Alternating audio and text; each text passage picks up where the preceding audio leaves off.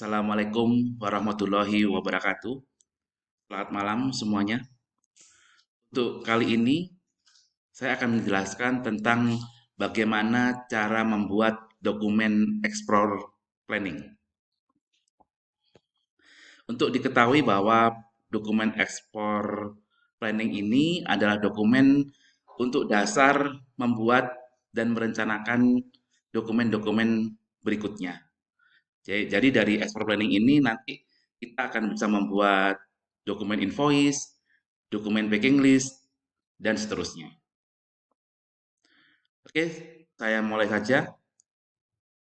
Untuk pertama, kalau kita membuat explore planning dengan format yang sudah ada ini adalah salah satu contoh format untuk membuat dokumen explore planning.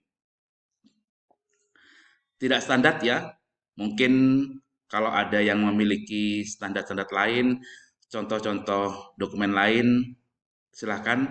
Tapi ini adalah salah satu contoh untuk membuat dan untuk mempermudah membuat dokumen ekspor planning. Pertama di sini di atas, di sini bisa identitas nama perusahaan, PT X misalnya, di jalan apa, dan di alamatnya di mana. Kemudian di sebelah kiri ini, yang saya tandai hijau ini, bisa gambar logo perusahaan. Ya, jadi ini di atas adalah identitas dari perusahaannya. Kemudian explore planning ini adalah nama dokumennya. Kemudian nomor ini bisa diisi dengan nomor urut dari pembuatan explore planning. Misalnya baru pertama boleh Anda tuliskan 01 strip EP atau explore planning strip 2025 boleh.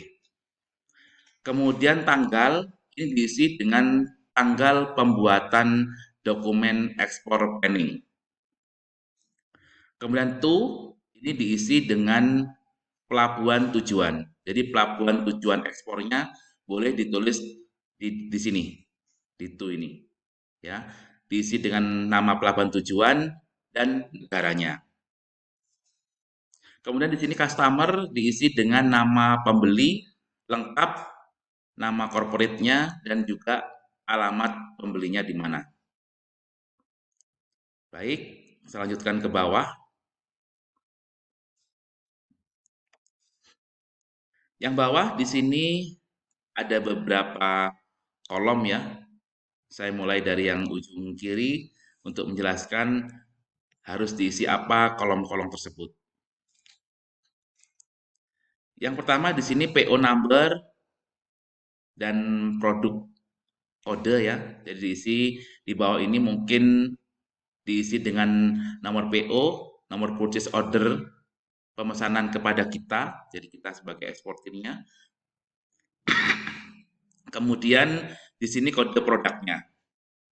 Apa kode produknya? Setelah kita mau memberi kode produk berapa, mungkin 01 dan seterusnya dengan kode-kode dengan variasi kode boleh. Kemudian description ini adalah diisi dengan uraian barang. Kemudian ada size di sini ukuran. Jika komoditi atau produk yang Anda kirim ada ukurannya. Kalau tidak ada berarti bisa dilewati. Kemudian total piece atau total unit boleh ya. Jadi jumlah barang yang akan Anda kirim dan mungkin kalau barang itu menyebut warna boleh diisikan di sini. Kalau nggak ada warna boleh dihilangkan. Hanya total piece atau total unit saja. Kemudian di sini yang warna kuning, di sini ada total karton. Ini kalau kita dalam ekspornya menggunakan kemasan karton. Kalau misalnya ekspornya tidak menggunakan kemasan karton, boleh diganti dengan jenis yang lain. Jadi ini tergantung dari kemasan dari komoditi yang akan kita ekspor. Ya, misalnya kita menggunakan sak, berarti di sini adalah total sak. Ya, misalnya kita di sini menggunakan total kemasan palet, berarti di sini total palet. Jadi mengikuti komoditi dari masing-masing barang yang akan kita ekspor. Jadi tidak harus menggunakan karton.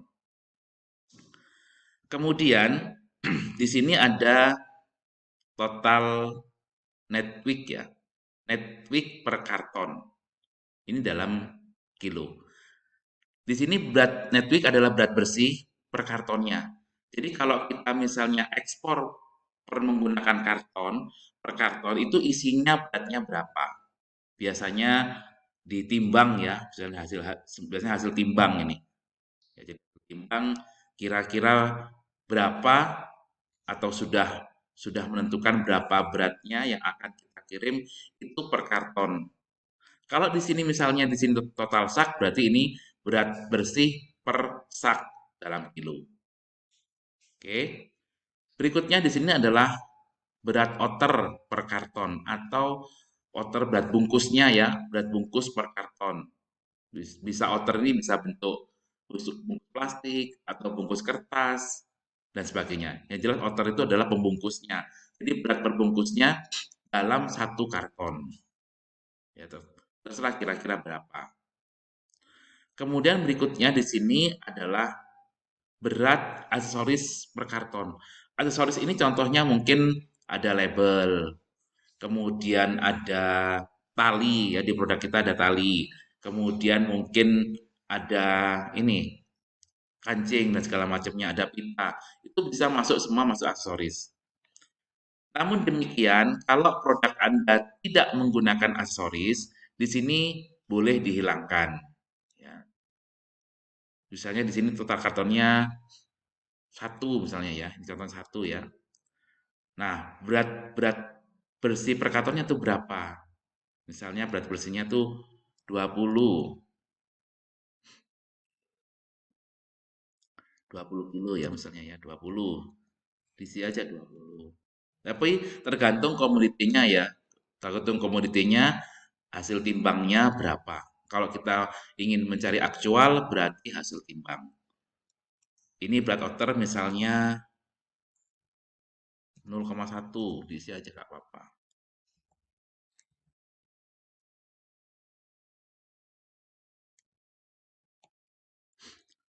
Kemudian aksesorisnya kalau nggak ada, ditinggalkan aja boleh. Kemudian berikutnya berat karton kosong ya, per lembar ini. Itu berapa? Misalnya ini dikonversi ke kilo ya, 0,3 ya Kak Bapak, 0,3. Kemudian berat bruto ini sini. Berat bruto ini adalah berat karton ya, berat kotor per karton. Di sini berat kotor per karton ini adalah hasil dari ini A ditambah B ditambah C ditambah D. Jadi misalnya di atas ini saya kasih kode A, B, C, dan D, maka berat bruto per karton ini A ini ya ditambah B ditambah C ditambah D. Itu di sini. Jadi berat kotor per karton atau berat bruto per karton. Jadi misalnya A ditambah B ditambah C ditambah D ini bisa hasilnya 20,4 ya. 20,4. Nanti formatnya dibetulkan sendiri ya. Ini cuma contoh. Kemudian di sini ada total net week dan total gross week. Total net week ini sudah ada rumusnya di atas.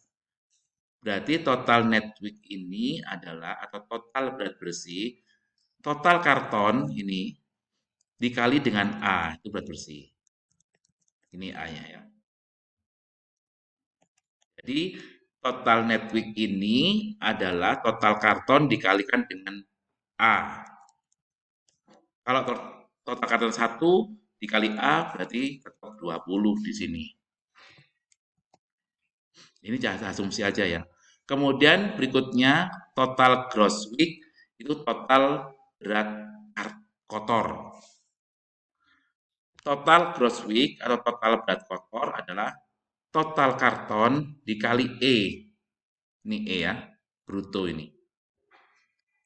Berarti 1 dikali 20,4. Sini 20,4.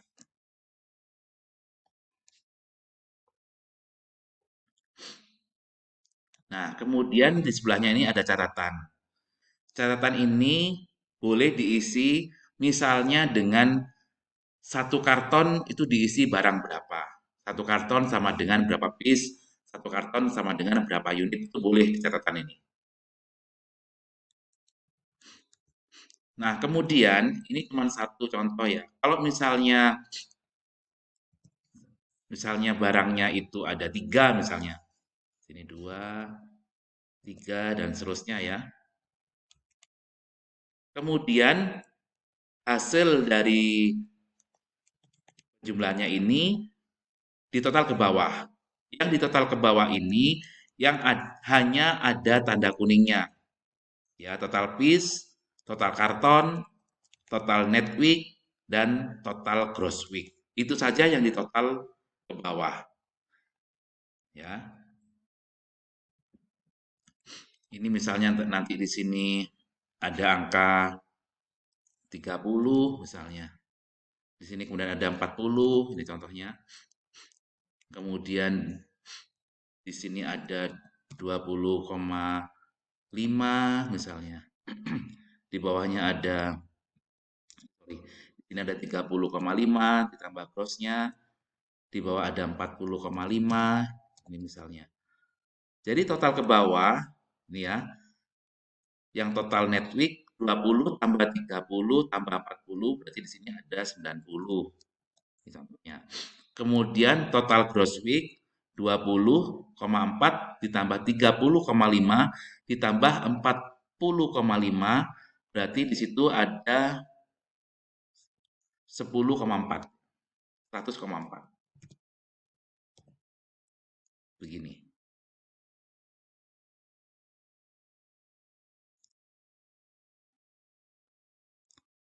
91,4.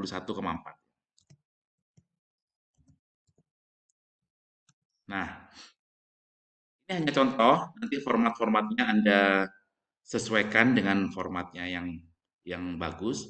Nah, kemudian yang perlu diingatkan bahwa total net week dan total gross week ini harus lebih besar dari total gross week. Ingat ya. Jadi total net week dan total gross week harus lebih besar total gross week dari total berat kotornya. Kenapa demikian? Karena berat kotor ini adalah berat bersih ditambah kemasan. Jadi total gross week itu harus lebih besar dari net week-nya. Oke. Kemudian jangan lupa di bawah Malang atau Surabaya atau di mana tempat Anda. Kemudian tanggalnya ini ada tanggal pembuatan. Jangan lupa tanda tangan dan nama terang. Kemudian yang perlu diingatkan, ya, perhitungan-perhitungan di ekspor planning ini nanti juga akan dibutuhkan untuk membuat dokumen berikutnya. Jadi dokumen berikutnya itu ada invoice, ada packing list, dan dasarnya juga bisa dari ekspor planning ini. Ya, saya kira sudah cukup jelas secara singkat bagaimana cara pembuatan dokumen ekspor planning, dan ini sangat membantu sekali jika Anda akan ada perencanaan ekspor barang ke negara-negara tujuan ekspor Anda. Saya kira begitu secara singkat.